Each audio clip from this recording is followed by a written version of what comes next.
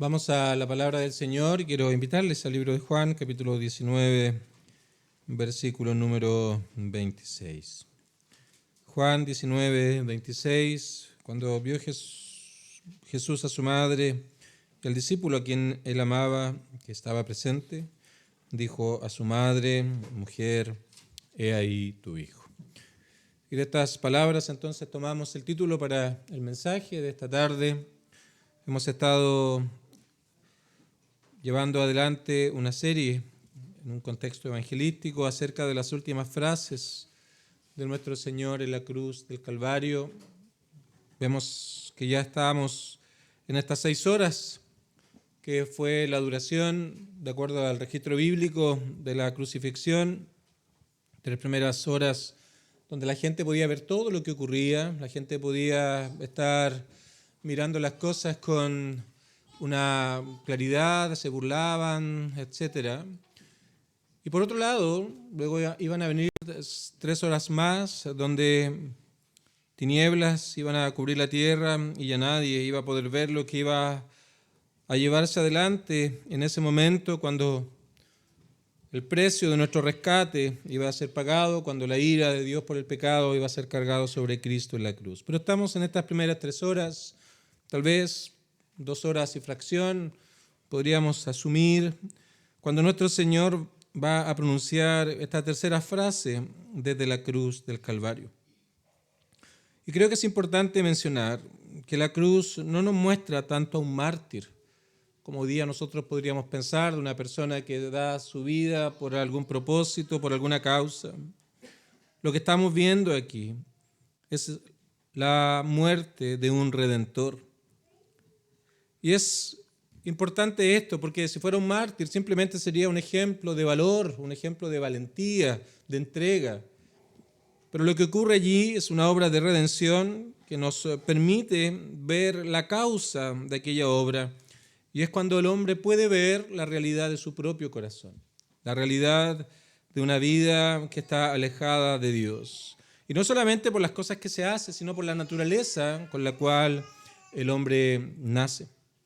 Así que brevemente quiero recordar las consecuencias del pecado para poder entender lo que está ocurriendo en este pasaje donde nuestro Señor está siendo crucificado, sino que también en particular las palabras de nuestro Señor dirigidas a María: mujer, he ahí tu hijo. Sabemos que una persona humana está constituido de cuerpo y alma. Y cuando esto se separa, entonces estamos hablando de que una persona ha muerto. Cuando el alma y el cuerpo es separada, el cuerpo va a la tierra, el alma va a quien lo ha dado. Y ambas, producto del pecado en el huerto del Edén, han sido totalmente corrompidas. Hay una muerte física, que se expresa también esta corrupción en la enfermedad, en asuntos de este tipo, pero también nos habla de una muerte espiritual, de una corrupción también del alma que está llevando ya trastocado todo lo que son las facultades del alma, la mente, la voluntad, la conciencia, las emociones. Así que esa es la realidad del hombre sin Dios. Por naturaleza, el hombre que nace de padre y madre nace bajo la corrupción moral, bajo la corrupción espiritual, y por tanto la consecuencia es que el hombre no puede agradar a Dios. El hombre nace con una culpa, nace bajo corrupción, incapaz de relacionarse con Dios basado en sus propios méritos. Así que a eso le llamamos el pecado por naturaleza. El hombre nace en esta realidad y producto de esta realidad, entonces el hombre no puede estar a cuentas con Dios. No puede ser salvo. Entonces, la pregunta que viene acá es que si alguien iba a salvarse, ese redentor que iba a reconciliarnos con Dios, tenía ciertas características que debía cumplir. En primer lugar, debía ser hombre. ¿Para qué debía ser hombre? Para obedecer. Fue un ser humano que quebrantó la ley de Dios, por lo tanto, un verdadero hombre también debía cumplirla perfectamente. Pero no solamente aquello, sino que el pecado del hombre requiere la muerte. La paga del pecado es la muerte. Entonces, para que Cristo fuera nuestro sustituto, nuestro redentor, también debía ser capaz de sufrir, morir y llevar en su propia humanidad la maldición. Así que, en primer lugar, ese redentor debía ser hombre.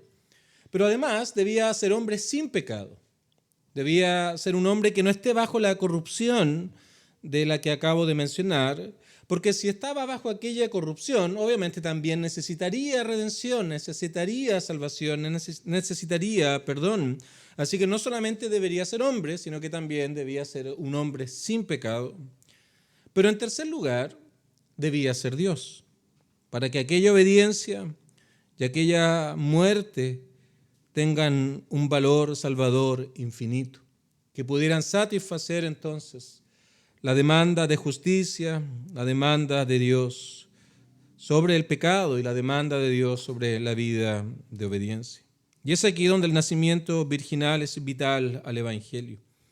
La concepción, entonces, virginal, el nacimiento virginal, cumple exactamente estos requisitos. Cristo, cuando vino a esta tierra, sin dejar de ser Dios, tomó una naturaleza humana y eso entonces lo recibe de la verdadera humanidad de María. No traía la corrupción moral, la corrupción espiritual heredada de Adán, producto del pecado original o del pecado en el huerto del Edén. Pero ahora ese ser divino lo iba también a preservar de toda culpa y de corrupción, pero el valor infinito de su sacrificio en la cruz del Calvario iba a ser suficiente para poder redimir al hombre de sus pecados. Así que es importante que entendamos que el nacimiento virginal de nuestro Señor no es un detalle pintoresco que pueda aparecer en la historia o se pueda mencionar de manera rápida o de manera superficial cuando hablamos del Evangelio, porque es una doctrina esencial al Evangelio. Por eso es que no se nos muestra en la cruz solamente un mártir que está dando su vida por una causa, está dando su vida por llevar adelante algún propósito superficial, sino que es una obra de redención que va a liberar al hombre de sus pecados, producto de la paga del precio, que es su vida. Y entonces, quiero mencionar esto para que entendamos algunas cosas de las que vamos a mencionar en esta tarde, porque la tercera frase nos ayuda a entender varios asuntos que espero poder abarcar durante la exposición en esta hora. Mujer, he ahí tu hijo. Y cuando hablamos de María, en el libro de Juan es bastante particular el relato, porque se nos presenta en los primeros capítulos y luego aquí. No hay nada entre medio de Juan que se nos hable de María. En los otros evangelios se nos dan algunas cosas más, pero aquí en Juan aparece al inicio y aparece al final. Y quiero rescatar el contraste que hay entre estos dos momentos de la vida de María en el Evangelio según San Juan.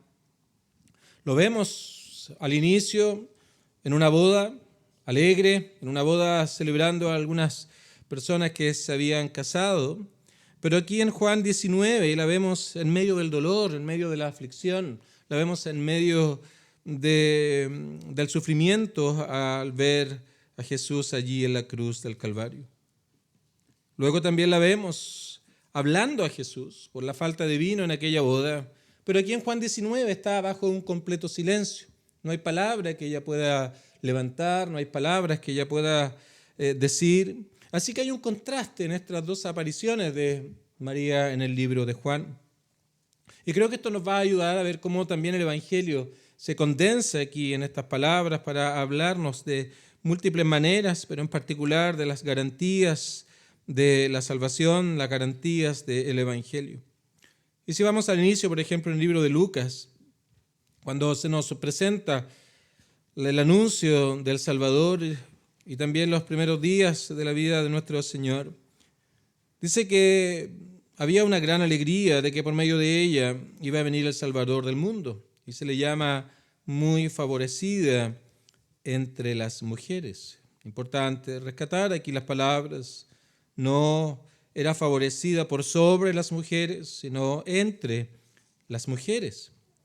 Entonces había alegría, había una hermosa noticia, pero por otro lado, en el capítulo número 2 de Lucas, hay un anuncio de que la vida de María iba a estar marcada por el dolor, iba a estar marcada por la aflicción, iba a estar marcada por la pena.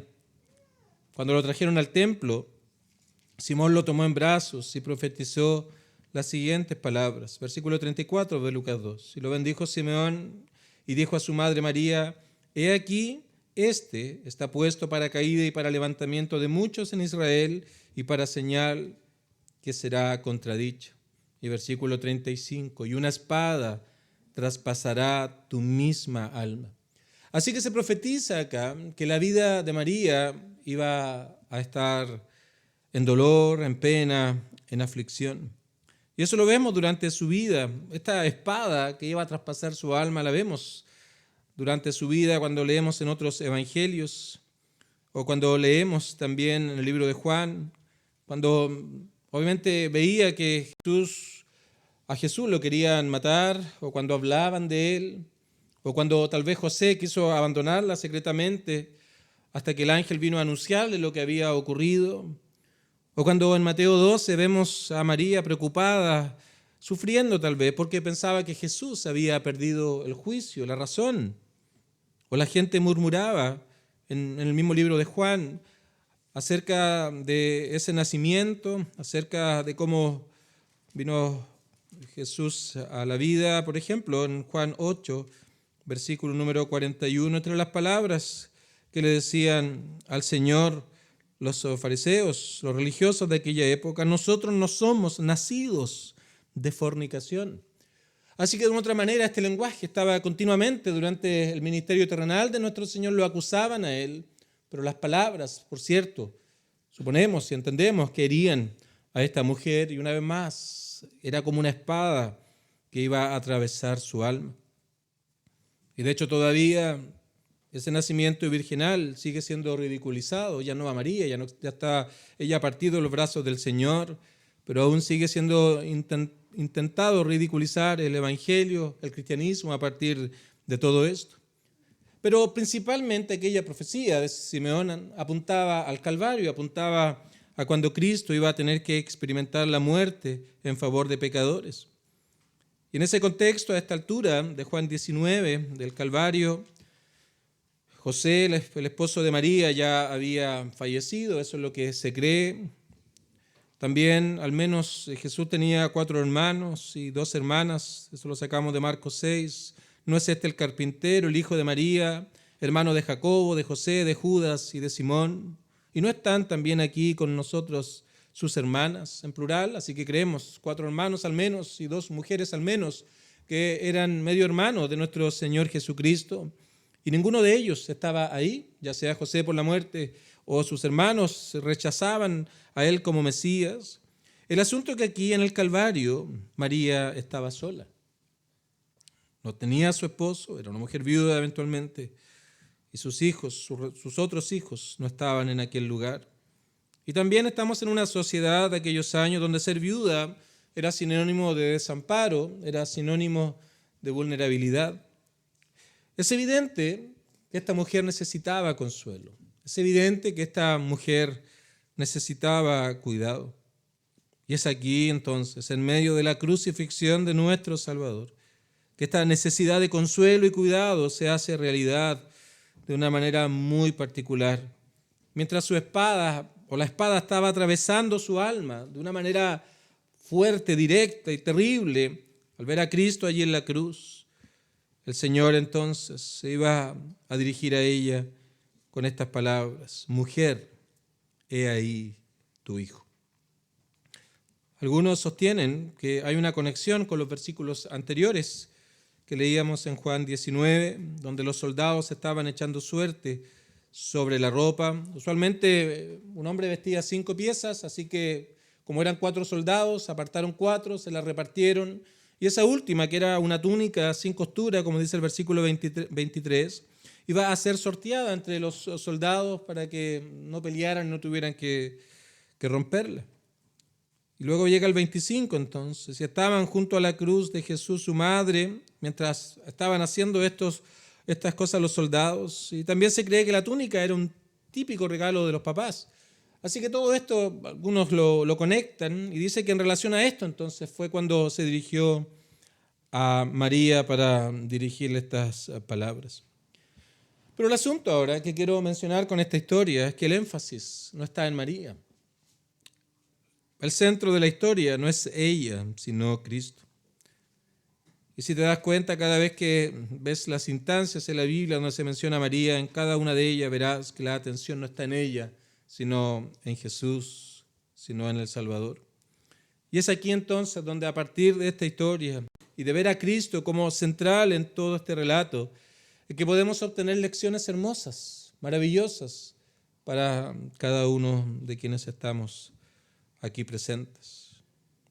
Mujer, he ahí tu hijo, y luego se dirige a Juan y diciéndole, he ahí tu madre. Quiero entonces rescatar algunos asuntos importantes de esta tercera frase de nuestro Señor desde la cruz del Calvario. En primer lugar, nos manifiesta nuevamente la total obediencia a la ley de nuestro Dios. Hay un mandamiento, el número 5, que dice honrar a tu padre y a tu madre. Y nuestro Señor lo vemos aquí, haciendo arreglos prácticos para dar provisión a esta mujer con respecto a su futuro antes de que ella muera. Así que vemos a nuestro Señor siendo obediente, una obediencia fiel, una obediencia a la ley de Dios, una obediencia a las normas de Dios, una obediencia a todas estas cosas que Dios había prescrito. Y de hecho no es casualidad que vemos a Juan, fue el único apóstol que no murió mártir, fue el único apóstol que murió de anciano, lo vemos escribiendo Apocalipsis al final del siglo número 1. Así que a esa altura ya María había muerto, por lo tanto pudo proveer para ella y cuidar de ella hasta el final de los días de María. Así que vemos también cómo todo el Señor hizo esto para dar cumplimiento a este deseo. Y cuando vemos la última referencia de María en el Nuevo Testamento, en el libro de Hechos, capítulo número 1, versículo número 14, la vemos junto a Juan. Todos estos perseveraban unánimes en oración y ruego con las mujeres y con María, la madre de Jesús, y con sus hermanos, que ahora habían creído después del Calvario. Evidentemente ellos creyeron que realmente era el Mesías y ahora estaban esperando Pentecostés junto a los demás apóstoles. De hecho, uno de ellos llegó a ser pastor en la iglesia en Jerusalén. Así que en primer lugar se nos está mostrando aquí la obediencia de Cristo a la ley de Dios. ¿Por qué? Porque tal vez alguien iba a poder decir, mira, no hizo provisión para su madre, no lo honró, no se preocupó de ella. Así que el Señor está mostrando que aún en la cruz Él está siendo obediente a toda la ley de nuestro Dios. En segundo lugar, también porque se estaba estableciendo una nueva relación con ella. Y tal vez este es el corazón del significado de estas palabras. Su obra en la cruz iba a entrar a la segunda fase de las últimas 3 horas. Así que ya estaba por terminar, la gran obra de redención estaba siendo realizada. Y el Señor entonces luego iba a tener que pagar por el pecado cuando nuestro Señor iba a derramar sobre él el castigo por el pecado. Luego al tercer día iba a resucitar y luego de unas semanas iba a ascender al cielo. Pero ahora entonces, producto de esto, la relación iba a ser totalmente diferente, una nueva relación. Y el lenguaje que se usa en esta historia es importante para entender este punto, porque nuestro Señor, para referirse a María, siempre usó el término mujer, nunca se refirió a ella como madre. Cuando Juan nos cuenta la historia, cuando él nos habla acerca de lo que estaba pasando, hace referencia a María como la madre de Jesús. Porque lo dice, versículo 25, hablando Juan, relatando lo que estaba pasando, estaban junto a la cruz de Jesús su madre, haciendo referencia a María. Versículo 26, cuando vio Jesús a su madre. Y luego entonces, cuando señala que Jesús iba a hablar a María, Juan dice, dijo a su madre. Pero cuando Juan cita exactamente las palabras de Cristo, él dice entonces, mujer, he ahí tu hijo. Así que nuestro Señor nunca llamó a María madre, sino siempre la llamó mujer. Por cierto, esto no es una falta de respeto o de consideración, tampoco es un lenguaje duro. Más bien este es un trato de frente, es un trato de respeto. Es como hoy día decir señora, palabras que son respetuosas. Así que no existe registro en los evangelios, insisto, que muestre que se refería a ella como madre, sino le dice mujer. Y cuando habla a Juan, refiriéndose a la relación que iba a tener Juan con María, entonces a él le dice, he ahí tu madre. Todo esto, porque lo que estaba ocurriendo allí en ese momento no era tanto un hijo muriendo en una cruz, no era tanto un hijo sufriendo el castigo, sino era el Salvador, era el Redentor muriendo no solamente por el resto del mundo, sino también muriendo por María, muriendo por esta, como él le llama, mujer. He ahí tu hijo. Así que no es un hijo muriendo allí, sino es Cristo, el Redentor, esa obra que Él vino a cumplir para que el hombre, la mujer, los seres humanos, aquellos que confían en Él, sean redimidos de sus pecados. Así que no es un asunto biológico lo que está ocurriendo aquí, sino es un asunto espiritual. Así que lo que ocurre aquí también va a ser un cambio de posición. Pero también en estas palabras se nos muestra acerca de la necesidad universal de salvación. Aquí no hay nada biológico que pueda salvar al hombre. Si hubiera sido por algún asunto biológico, si había alguien que debería haber sido salva, por cierto, era María. Y el Señor está mostrando también en estas palabras la necesidad universal de salvación. No es un asunto biológico, no es un asunto de descendencia, no es un asunto de este tipo. María necesitaba un Redentor, María necesitaba un Salvador, y así ella lo reconoció al inicio de los Evangelios. Cuando se refiere a Cristo, se refiere al Señor como su Salvador. Eso lo dice Lucas 1, que ella se gozaba, ella se alegraba en Dios y añade su Salvador. Así que ella fue salva por la fe en el único Salvador que es Cristo, como todos los demás creyentes. Aquí, así el Señor entonces está mostrando la necesidad universal de salvación tan solo por medio de Cristo como el único mediador, porque no hay otro mediador entre Dios y los hombres. No hay otro camino, no hay otra forma ni otra manera de poder estar a cuentas con Dios. Él es el puente, el sumo pontífice. Él es el constructor del único camino que nos pueda llevar a estar a cuentas con Dios, que nos pueda llevar a ser reconciliados con Él. Pero también vemos a María aquí en silencio. Y esto creo que nos da también una gran lección y una gran enseñanza. Porque vimos el contraste al principio. Ella hablaba, se refería a Jesús en un contexto de una boda. Pero aquí, en Juan 19, en el Calvario, cuando el Redentor estaba haciendo la obra a la cual vino a este mundo, ella estaba, pero no podía decir ni siquiera una palabra. Porque frente al pecado, frente a la salvación, frente a la obra para que el hombre fuera reconciliado con Dios, no hay nada que ella podía hacer, no hay nada que ella podía añadir. Para mostrarnos también que solo Cristo es quien puede salvar. Ningún pastor puede hacerlo, ningún padre puede hacerlo, ningún santo, por muy piadoso que haya sido un hombre de Dios del pasado, puede interceder por el pecador delante de Dios. No son sus buenas obras que pueden salvarlo.